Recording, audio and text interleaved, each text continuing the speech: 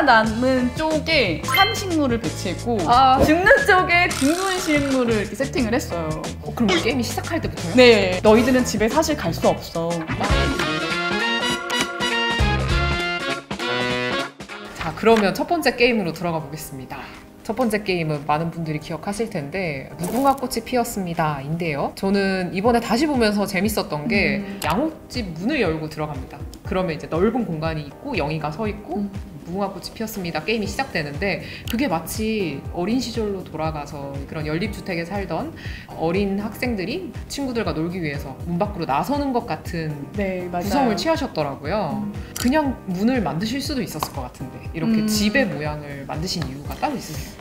이것도 사실 몇 개의 게임들 중에 6화에 보면 이제 골목길 구슬치기 게임에 감독님께서 유년 시절에 살았을 법한 골목길에 주택들을 이제 이용을 해서 만든 건데, 그거의 한 일부분을 좀 앞부분에 갖고 온 게임인 거죠. 예. 그리고 이게 456명의 참가자들은 과연 집에 돌아갈 수 있을까? 그 집에 대한 공간, 따스하고 내가 좀 평온하고 안락하게 가족을 위해서 라는 어떤 집에 대한 어떤 이미지들이 있잖아요, 각자. 네. 그 집을 표현을 하고 싶었어요, 첫 번째 게임부터. 그리고 이제 아이들이 그림을 그리면은 집 모양을 이렇게 하잖아요. 집에 굴뚝도 해놓고, 굴뚝에 그림도 그리고.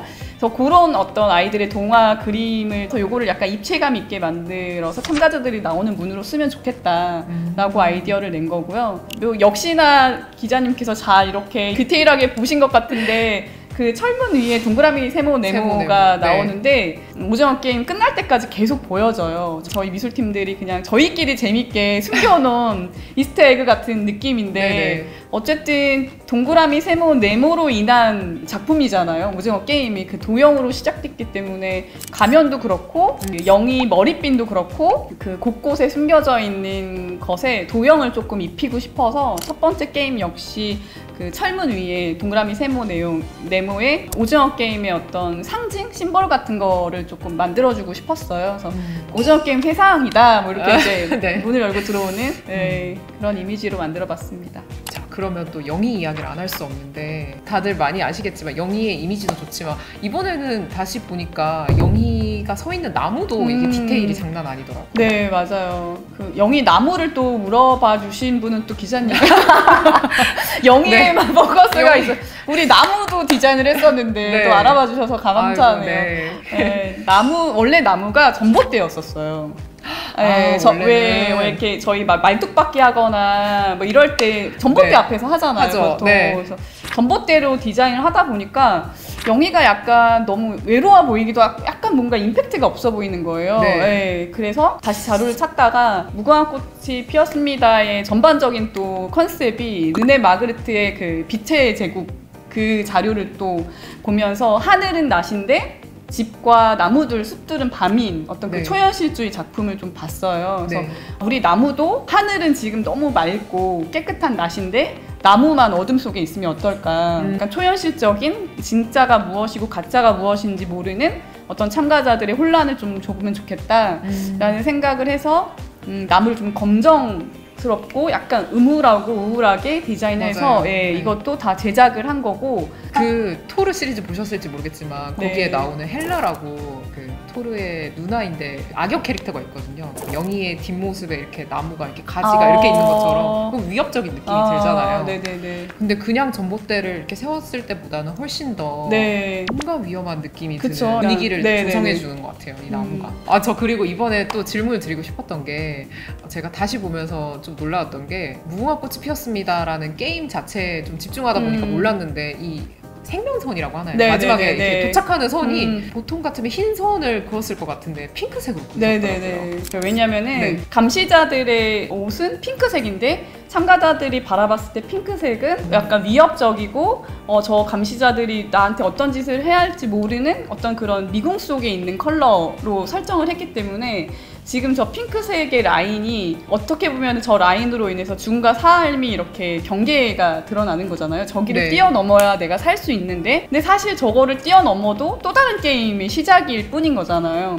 그래서 이거는 감시자들과 같은 컬러, 핑크가 갖고 있는 관념적인 색감보다는 오징어 게임만의 컬러로서의 핑크가 이 라인에 걸맞지 않을까 싶어서 그렇게 설정을 해줬습니다. 그리고 그 네. 관 리본도 핑크색이잖아요. 네, 맞아요. 그러니까 여기 오징어 게임의 핑크는 두려움과 죽음의 상징이 될 수도 있는 그 컬러 맵으로 만든 거죠. 정말 저희가 볼 때는 아 하면서 보지만 창작자들은 엄청난 고민 끝에 하나하나 결정을 하시는 거니까 네, 그러면 두 번째 게임으로 가볼까요? 네. 두 번째 게임은 많은 바이럴을 탔던 뽑기입니다. 네네. 많은 분들이 실제로 달고나도 많이 만드시고 뽑기 하면 사실은 하굣길에 네. 문방구 앞에서 많이 했던 것 같은데 배경을 놀이터로 삼으셨어요. 네, 맞아요. 어떤 의미에서 놀이터로 삼으셨는지 이야기를 여쭙고 싶은데요. 사실 이것도 몇 가지 아이디어가 있었어요. 그러니까 공간의 설정이 딱 명확하지 않았기 때문에 말씀하신 대로 문방구 앞으로 가져갈까 이거를 마을 어귀로 가져갈까 뭐 되게 많은 이렇게 아이디어들이 있었고 뒷백으로 구름이 그려져 있는 게 아니라 70, 80년대 골목길의 그림들을 쫙 이렇게 그려놓을까?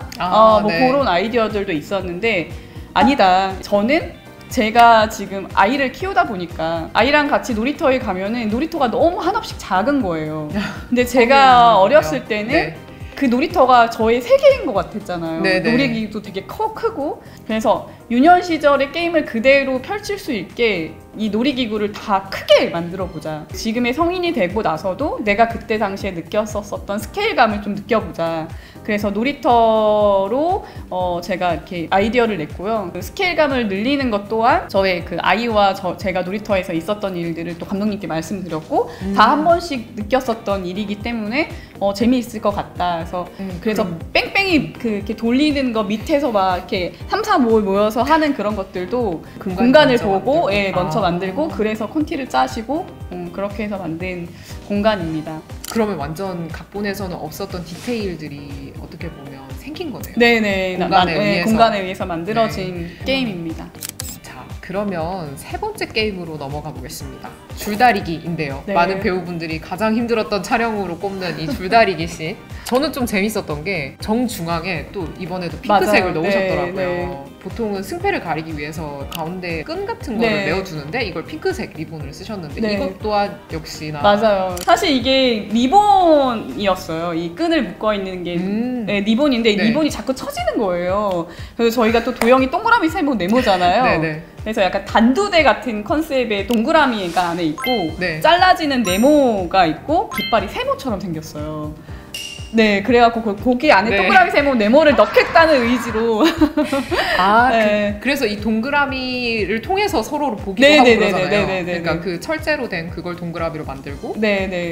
정말 몰랐네요, 이 동그라미. 자, 그러면 네 번째 게임 구슬치기 세트. 이게 깐부편이죠. 네네. 네, 많은 분들이 눈물을 흘리셨을 것 같은데 이 편에서 어떻게 보면 감정선을 만들어주는 것 중에 하나가 어린 시절에 봤던 것 같은 노스텔지아를 불러일으키는 것 같은 공간의 힘인 것 같은데요. 전 이번에 다시 돌려보면서 화분이나 뭐 타이어 같은 것도 올려져 있어서 재밌었는데 직접 풀도 심으셨다고. 네네네. 어떻게 구성하셨어요? 정말 힘드셨을 것 같은데.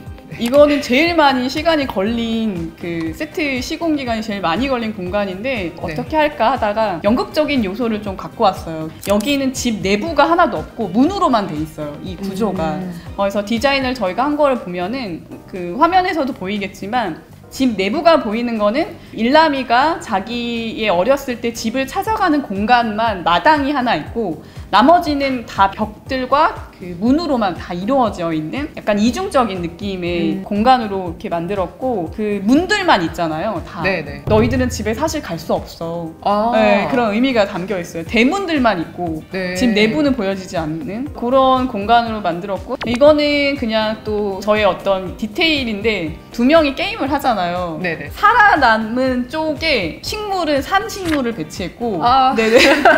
죽는 쪽에 죽은 식물을 이렇게 세팅을 했어요. 그 게임이 시작할 때부터요? 네. 그래서 그 이미 화면을 보여줬던 거구나. 이미 화면에 제가 죽은 사람에는 그 연탄재를 이렇게 세팅을 했고 산 사람 쪽에는 실제 까만 연탄을 이렇게 세팅을 했는데 그게 아마 이렇게 무르듯이 흘러가긴 하는데 그렇게 장면을 구상을 할 때 그렇게 제가 집어넣었던 장면이에요. 그래서 어쨌든 제일 감정이 되게 요동치잖아요. 각자의 어떤 마음이 어떻게 변할지 모르고 이중적이고 내가 살아남으려면 내가 아꼈던 동료를 죽여야 되는 이런 비관적인 세계관을 공간 속에서 어떻게 보여줄까, 삶과 죽음을 어떻게 보여줄까라는 고민을 좀 하면서 디자인을 했던 것 같아요. 정말 디테일의 끝판왕이신 채태일 선생님과 함께 이렇게 이야기를 나누고 있습니다. 네. 이런 디테일 덕분인지 감독님이 이렇게 다 세심하게 하신 덕분에 미술감독 조합상을 네. 2편 맞아요. 네, 디자인으로 네. 네, 상을 받으셨어요. 네. 네. 상패는 집에 잘 모셔 있습니다. 네. 저희 부모님 집에 이렇게 모셔놨어요. 엄마가. 네. 상석에 두어야죠. 네. 네. 저도 너무 재밌게 봤던 편입니다. 자, 그러면 5번째 게임 징검다리 건너기.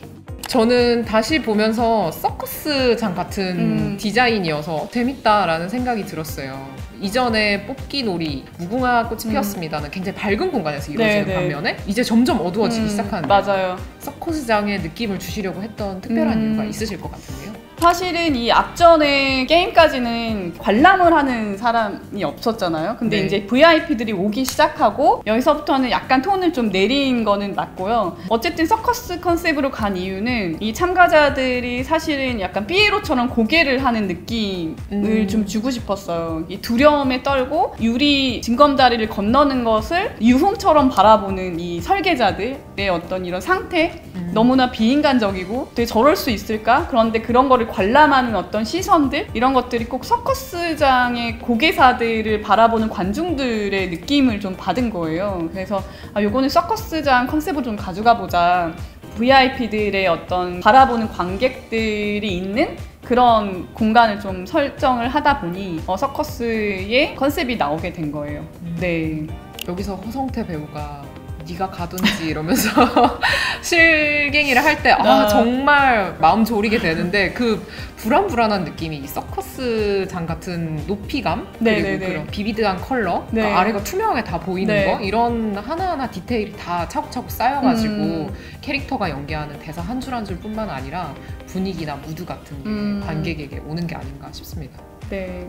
오늘 이렇게 게임들을 하나하나 짚어보면서 어떤 고민을 안고 오징어 게임을 만드셨는지에 대해서 이야기를 나눴는데요. 무비히어로가 함께하는 영화인 인터뷰는 앞으로도 계속되니 많은 관심 부탁드립니다. 감사합니다. 감사합니다.